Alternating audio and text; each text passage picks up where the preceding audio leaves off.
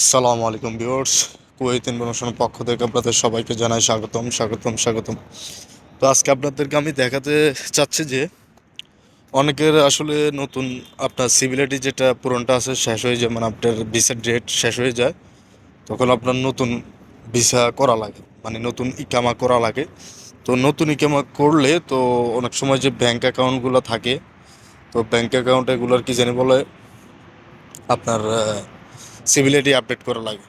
যে civility update না করলে আপনার অ্যাকাউন্ট থেকে একটা চার্জ কাটা হবে, বা আপনার সিভিলিটি থেকে আপনার মানে সমস্যা হতে পারে আর কি, ব্যাংক ইনফরমেশনের জন্য, বা ব্যাংক থেকে আপনার কোনো একটা মেসেজ আসে এগুলো করার জন্য, ঠিক আছে।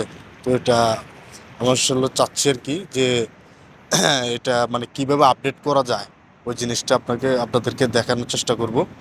তো ভিউয়ার্স, সেখানে আসলে সবসময় আসলে সব জায়গায় এইসব ডিটেলসটা আপনি যে কোনো জায়গায় ভিডিও করতে পারবেন। একটা মহিলার ভিতরে ঢুকছে, আমি যদি ভিডিও করে দেখে যে ভিডিও করছি, তাহলে হয়তো প্রবলেম হতে পারে, এই জন্য আসলে ভিডিওটা স্কিপ করছি আমি এখান থেকে।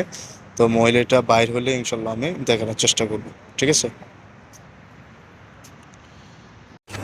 সো ভিউয়ার্স, আমি বুথে আসলাম, এই যে ইংলিশ সিলেক্ট করতেছি, আপনারা দেখবেন এখানে লেখা থাকবে তো প্রোফাইল আপডেট দেখা যাচ্ছে, সিভিআইডি আপডেট, ওইটাতে আপনারা যাবেন। তো সিভিলিটি এখানে মোবাইল আইডি একটা অপশন, আপনারা সিভিলিটি থাকলে সিভিলিটি দেবেন, মোবাইল আইডি থাকলে মোবাইল আইডি দেবেন।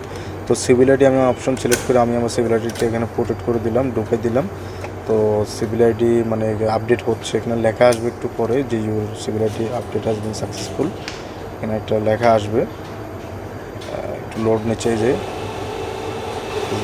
আপডেট ইজ সাকসেসফুল, মানে এক্সপায়ারি ডেট আপনার ডেট সাকসেস করা হয়েছে। তো আমার এখানে আবার বলতেছে যে কোনো লিঙ্ক আপ করবেন, আমি বলছি যে না। তো আমার আইডি কার্ড আমার দিয়ে দিছে, পরে আমি নিয়ে পাই।